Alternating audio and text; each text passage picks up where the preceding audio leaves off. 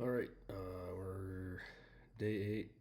You're almost done having listened to me talk about turkeys. So today we're just going to get into a little more of the scouting side of it. Yesterday we talked about kind of why scouting matters more than almost anything else you can do before season or during season. Today I just want to get a little more specific. We'll talk about what you're actually looking for when you're out there in the woods walking the ground, because there is a difference between walking through the woods and actually um, reading what the woods are telling you. So let's start with roost sites.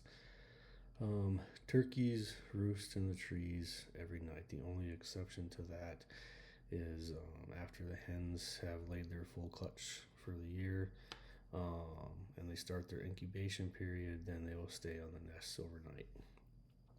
So with that said, turkeys are creatures of habit, and they will use the same group of roost trees repeatedly. Um, for years, there's places I've hunted here in Colorado on public land that I've just known where they're at, and they've used the same set of trees for the last 10 years. And they'll do that as long as they continue to feel safe there. Um, what you're looking for are some big mature trees that have some good height on them. Some limbs that turkeys can roost on. They're usually going to be for us, a lot of them are going to be on the ridge lines, stuff. I know hunting out east. They're going to be on a little bit higher ground, usually near a water source, something where they can have a good visibility of the ground or where they're going to land on the ground, and they can get airborne, easily. So what you're looking for in those group of trees is you want to look under those trees for concentrated droppings of or turkey droppings, feathers, scratch marks in the leaf litter as they're looking for food. If you find a spot where the ground on the group of trees looks like a turkey convention happened for the last year or so, you found a pretty good roost. So now, knowing that, you know where your bird starts and ends each day. Um, the next thing I want to talk about is strut zones. A strut zone is where a tom goes to display himself during breeding season, and typically where he's going to breed. So a strut zone is going to be an open area, open ground, short vegetation, somewhere where he can be visible, where hens can see him, puffed up and fanned out and strutting, and he wants to feel dominant in that space. So what you're looking for there is you're going to look for drag marks from the tips of his feathers while he's strutting. It's typically going to be a dirty, dusty area. You're going to look for, different feathers, not only primary feathers, but, short body feathers. Again, you're going to be looking for, concentrated droppings. And one thing with droppings is, a Tom or Jake's droppings are going to be a J-shaped dropping, which is different from hen droppings, which just look like, larger bird droppings. Once you find that strut zone and you have found where the bird wants to spend its mornings during breeding season. So the next thing, obviously if you have found a roost site and you've found a strut zone, the next thing I kind of want you to look for and think about are travel corridors. Those travel corridors are the connective tissue between roost sites, strut zones, feeding areas. Turkeys, they move through the landscape in a very predictable way, and they tend to follow the path of least resistance. So look on those ridge lines, creek bottoms, game trails, field edges, old logging roads, saddles and draws between hills. Walk those transition zones, look for tracks, feathers, droppings that tell you the birds are moving through regularly.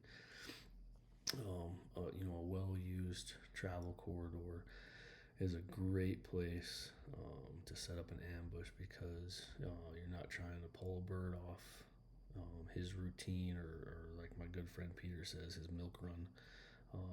So you're inserting yourself, into that travel routine that bird does every day. You're not trying to pull that bird, off that travel route or anything to get him to where you want to be, not where he wants to be. Scratch areas, I said a couple times. Those are, another piece of the puzzle. Turkeys, they scratch in leaf litter looking for food, and a freshly scratched area tells you that the birds have been there recently.